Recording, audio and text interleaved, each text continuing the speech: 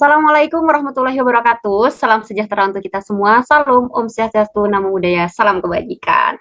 Halo teman-teman, Data Pustaka. Selamat datang di podcast Kataloka, ruang di mana kita berbincang hangat seputar dunia kepenulisan, ide dan cerita di balik setiap karya. Nah, pernah nggak sih teman-teman itu berpikir bahwa banyak kisah fiksi itu yang sebenarnya berawal dari hal-hal kecil nih teman-teman. Contoh, dari obrolan di warung kopi atau bahkan tatapan singkat di halte atau momen sepele yang sering kita abaikan. Nah, hari ini kita akan mengupas tuntas bagaimana kenyataan kecil itu bisa tumbuh menjadi sebuah kisah besar yang menggugah perasaan. Tentunya tetap bersama saya, host podcast Kota Loka ya, yaitu Ayu Nosa. Dan tentunya saat ini, hari ini kita kedatangan penulis, yaitu Kak Kasih, yang akan ngobrol tentang bagaimana kisah fiksi sering lahir dari kenyataan kecil yang diabaikan. Jadi teman-teman siap-siap catatan dan hati teman-teman sekalian ya, karena mungkin setelah ini teman-teman akan mulai melihat dunia dengan cara yang berbeda nih. Oke, kita sapa dulu nih ya narasumber kita di podcast kali ini. Kita sapa dulu. Halo Kak Kasih. Halo. Oke, seperti slogan yang sudah biasa nih ya Kak Kasih, tak kenal maka tak sayang. Boleh nih Kak Kasih perkenalkan diri dulu ke teman-teman pendengar podcast Kataloka nih. Ya, aku Kasih Budiwardani. Kebetulan aku penulis pemula yang inspirasinya tuh dari kehidupan sehari-hari sebenarnya, fiksi tapi dari kisah yang sebenarnya aku lihat setiap hari gitu. Nah, di malam ini juga pengen ngebahas tentang itu sih Kak, kayak bahwa ternyata tuh menjadi penulis fiksi itu nggak selalu kayak hanya hayalan, tapi yang kita lihat juga setiap hari seperti itu. Oke, sebelum kita berdiskusi secara mendaging nih ya Kak Kasih, boleh dong Kak Kasih tuh spill sedikit tentang kebiasaan Kak Kasih mengamati hal-hal kecil nih. Kebiasaan aku waktu maksudnya melihat hal-hal kecil, ya Iya betul. misalnya setiap hari itu kayak kita melihat orang yang misalnya menyapu jalanan atau apa, itu tuh bisa menjadi inspirasi kita, walaupun itu hanya kita lihat sepertinya tuh sepele, tapi ternyata itu bisa menjadi suatu inspirasi buat kita menulis seperti itu. Oke, apa sih sebenarnya yang membuat Kak Kasih itu tertarik pada hal-hal sepele yang sering luput dari perhatian nih? Jadi kan banyak hal-hal sepele yang manusia lain atau seseorang itu tidak menangkap hal tersebut, tapi Kak Kasih bisa menaruh perhatian lebih tuh di situ. Mungkin karena berawal dari kayak pengalaman diri sendiri sih ya. Kayak misalnya kebetulan ibu saya tuh tinggalnya di Lamongan, dan ibu saya tuh penjual gorengan yang kayak nyata. Aku suka mikir kayak penjual pedagang asongan tuh kelihatannya tuh kita melihatnya tuh kan biasa gitu ya. Tapi ketika kita sebagai apa namanya penulis yang mungkin terinspirasinya dari hal-hal nyata seperti itu, kadang kepikir bahwa ternyata tuh dari seorang pedagang asongan ataupun pedagang gerobakan tuh bisa kita jadikan inspirasi buat nulis, karena itu terjadi pada diri aku sendiri sih Kak, kayak punya pengalaman yang kayaknya perlu deh hal-hal yang kelihatannya tuh nggak bisa diungkapin di tulisan, tapi ternyata bisa, seperti yang saya tulis di bersama Duta Pustaka, lanjutan cerita di akhir komika itu, saya lahir dari tulisan itu lahir dari hasil kehidupan rumah tangga saya sendiri seperti itu. Kalau misal buku kamu dibajak, gimana? Udah capek-capek nulis, malah dipakai tanpa izin. Rugi banget kan? Mau ngurus haki tapi ribet dan makan waktu. Dengan paket terbit all-in-one, kami bantu buku kamu terbit lengkap dengan haki. Kami siap bantu urus ISBN, layout, editing, desain cover, sampai promosi dan penjualan marketplace. Sebagai penulis, kamu dapat free 15 eksemplar dan royalti 15%. Jangan sampai kelewatan promonya ya. Hubungi kami sekarang. Oke, jadi itu ya teman-teman. Jadi kenapa Kakasi ini bisa tertarik dan memperhatikan hal-hal sepele itu bisa menjadi sebuah karya. Nah, boleh dong Kakasi juga menceritakan pengalaman nyata yang pernah jadi benih sebuah cerita atau karya nih, Kak. Kecuali yang tadi dijelaskan. Ya. Pengalaman nyatanya yang sudah menjadi buku, salah satunya yang Rajutan Cerita di Akhir Komika itu ya pengalaman di kehidupan rumah tangga saya dari awal ketemu suami dan akhirnya berkeluarga seperti itu. Jadi saya tumpahkan semuanya di novel pertama aku itu sih Kak, yang kayak pertama kenal suami lewat sosial media dan lain sebagainya, saya tulis semuanya dan menjadi sebuah buku. Itu yang benar-benar pengalaman nyata yang ditumpahin ke novel fiksi seperti itu. Oke, tentunya teman-teman pendengar kita nih juga penasaran ya Kak, karena banyak hal yang kita sebenarnya termasuk Nusa nih mengalami banyak hal, banyak peristiwa, tapi bingung ketika direalisasikan ke sebuah karya cerita gitu. Nah, gimana sih Kak proses transformasi dari realitas ke cerita nih? Kalau menurut Kak Kasih? Biasanya itu kalau transformasi buat saya pribadi biasanya lebih seringnya lewat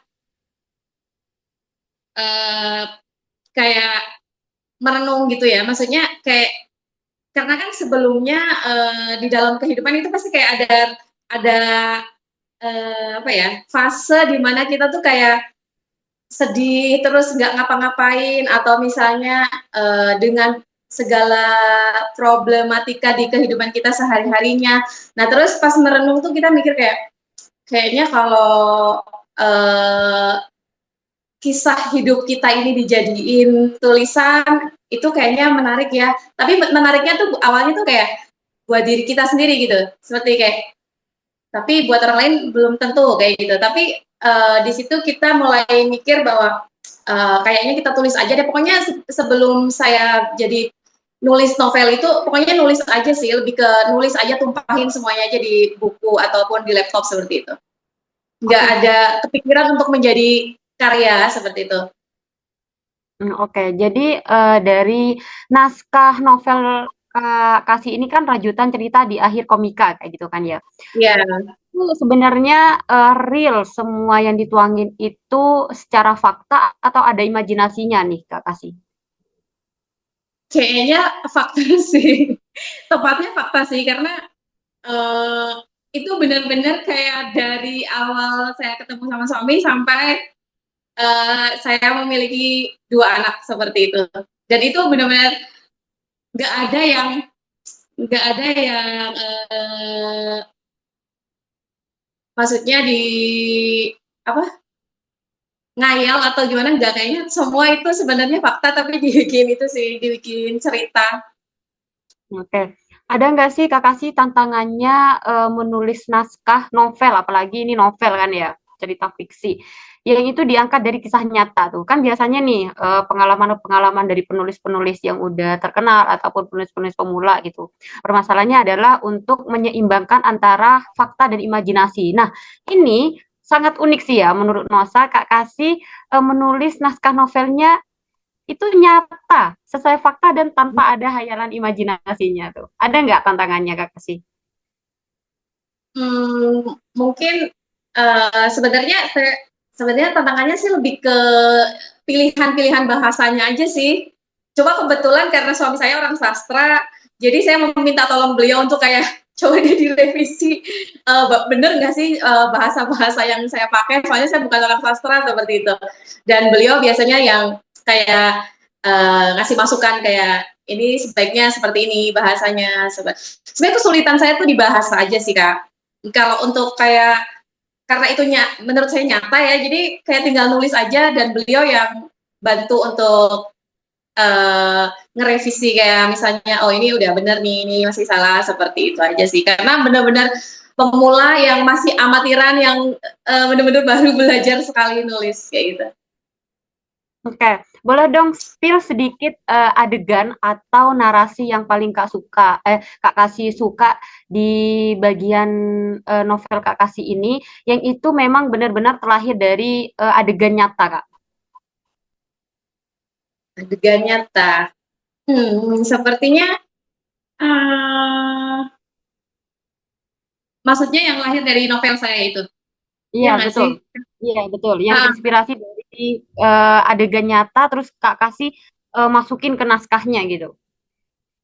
oh ya, kita yang sehari-hari pekerjaannya adalah di situ saya masukkan bahwa saya bersama suami saya memiliki pekerjaan seperti menyablon dan lain sebagainya, itu sebenarnya nyata yang saya masukkan langsung ke novel saya. Jadi itu pekerjaan kita yang kita real masukkan ke novel, benar-benar nggak disamarin, nggak diapa, itu benar-benar nggak kita bikin, nah apa namanya, narasinya juga benar-benar real, kita jadi tukang sablon dan kita masukin ke novel tersebut sih. Itu paling yang paling benar-benar nyata dan apa, adegan gitu ya, maksudnya jadi tukang sablon seperti itu. Oke, nah kali ini pertanyaan yang menjadi banyak titipan ya Kak Kasih, karena Kak Kasih ini mengangkat dari kisah nyata nih kan ya. Nah, kenapa Kak Kasih lebih memilih naskah ini kan naskah novel ya, fiksi itu. Kenapa lebih memilih kisah nyata daripada menghayal atau imajinasi nih Kak? Apa keistimewaannya gitu? Eh, kayaknya emang nggak jago berimajinasi deh. Jadi langsung dari tanya aja. Seperti sekarang juga saya lagi nulis lagi tentang ayah, yang artinya itu udah, menurut saya itu adalah kisah bapak saya sendiri, yang dimana beliau adalah tulang punggung keluarga dan bekerja keras sekali seperti itu. Dan nanti paling kita masukin apa namanya, bahasa-bahasa yang lebih enak dibaca seperti itu sih Kak Nosa. Jadi nggak bisa sepertinya kayak yang belum belum bisa atau memang nggak bisa. Jadi yang terlalu berimajinatif tuh kayaknya malahan susah buat saya kayaknya. Jadi Hmm. memang sebenarnya tuh yang di otak saya tuh yang terlihat seperti itu. Oke, mantap. Jadi, sebelum ditanya, Kak Kasih sudah menyempil duluan ya, teman-teman. Jadi, next ada project, naskah baru yang juga nantinya itu, terinspirasi dari kisah nyata. Oke, sebelum lanjut kita ngobrol nih ya sama Kak Kasih, teman-teman, Nosa mau ngasih, informasi lewat video nih, entar lagi. Jadi teman-teman pendengar podcast Kataloka bisa melihat dan mendengarkan dengan seksama agar bisa mendapatkan informasi secara lengkap ya teman-teman. Oke, selamat menonton videonya.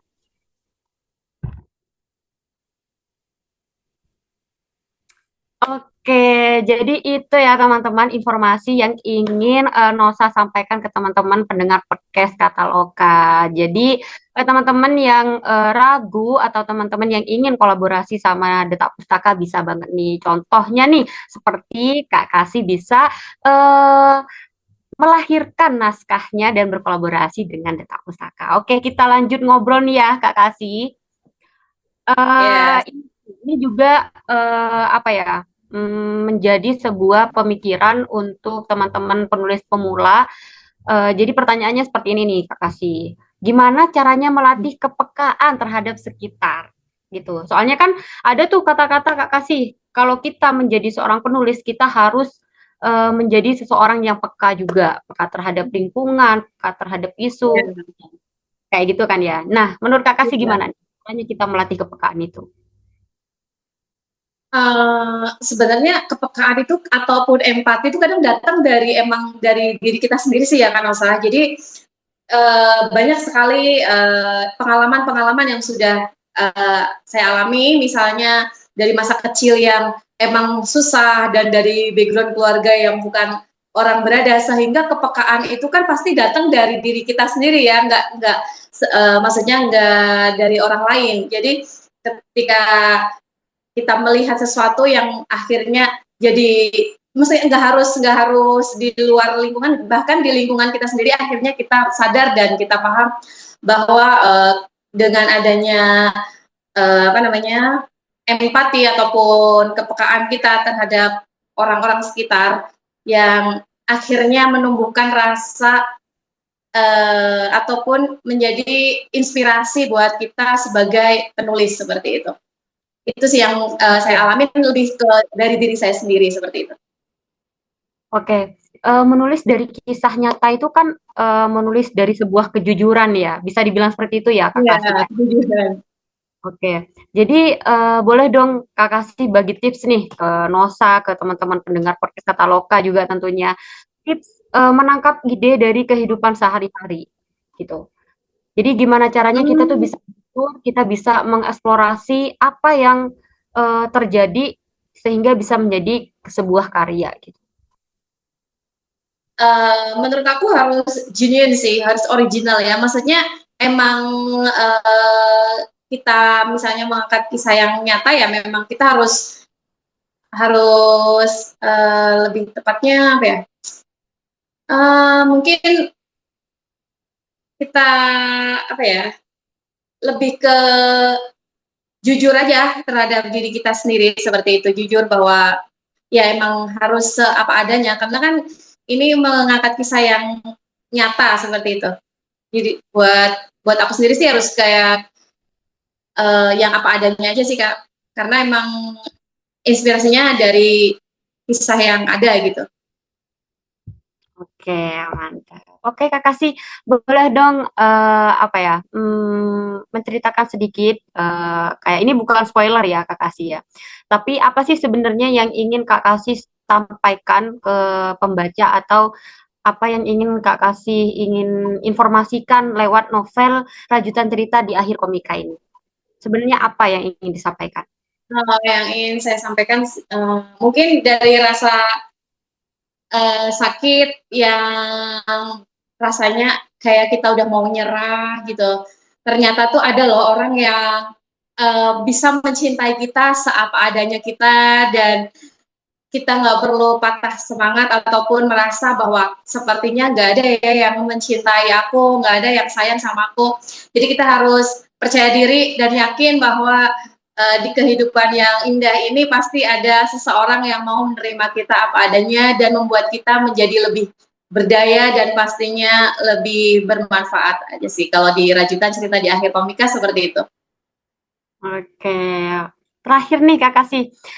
eh, tips ataupun pesan nih ke teman-teman pendengar podcast Kataloka nih? Tipsnya apa ya? Mungkin buat yang mau menulis, tulis aja, pokoknya tulis aja, nanti tinggal kita kalau udah kita rasa udah cukup, tinggal kita realisasikan untuk mungkin bisa jadi novel ataupun cerita pendek. Dan menurut saya sih kalau memang senang nulis, tipsnya ya nulis aja sih, pokoknya nulis aja gitu. Oke, tadi juga sudah di-spill di awal sama Kak Kasih kalau next Kak Kasih ada project yang juga terinspirasi dari kisah nyata dan sudah di-spill juga kalau nanti akan mengangkat tema ayah seperti itu ya Kak Kasih. Nah, sebelum teman-teman membaca naskah terbarunya dari Kak Kasih, boleh dong gimana caranya teman-teman pendengar atau teman-teman pembaca bisa membaca buku Kak Kasih yang judulnya yang pertama apa Kak? Judulnya Kak? Lanjutan cerita di akhir komika. Rajutan Komika. Itu bisa didapatkan di mana Kak? Didapatkannya langsung ke Detak Pustaka, bisa lewat Shopee ataupun langsung ke mungkin admin Detak Pustaka sih Kak. Oke, jadi teman-teman nih yang penasaran sama kisahnya Kak Kasih dan suaminya dan pengen tahu gimana cara alur dari kisah nyata bisa direalisasikan ke naskah buku seperti itu, bisa banget teman-teman. Seperti itu. Oke Kak Kasih, Iya, banget nih ya obrolan kita hari ini. Jadi dari cerita barusan kita tuh banyak belajar dan terinspirasi nih dari Kak Kasih bahwa ternyata nggak selalu datang hal yang besar, justru seringkali kita itu mendapatkan keajaiban-keajaiban itu Iya, terlahir dari hal-hal yang kecil, hal-hal seperti yang itu ya. kecil. Iya, Iya. Asal kita cukup peka untuk memperhatikannya ya, Kak Kasih ya. betul. Oke, terima kasih banyak untuk Kak Kasih, terima kasih Iya, untuk teman-teman. sudah mau berbagi, sudah mau cerita, Iya, dan sama-sama. berbagi tips Terima nih kasih. ke kita dan Iya, oke. Jadi buat teman-teman podcast Kataloka, jangan lupa juga like, share, dan subscribe channel YouTube nggak ketinggalan nih obrolan inspiratif lainnya. Jadi sampai jumpa di episode berikutnya. Tetap menulis, tetap membaca, dan jangan lupa kadang kenyataan kecil bisa jadi awal dari kayak yang besar. Oke, sampai jumpa teman-teman. Wassalamualaikum warahmatullahi wabarakatuh. Kamu baru saja mendengarkan podcast Kataloka dari penerbit Detak Pustaka. Follow media sosial kami dan jangan lewatkan episode seru lainnya setiap minggu. Sampai jumpa dan terus semangat berkarya.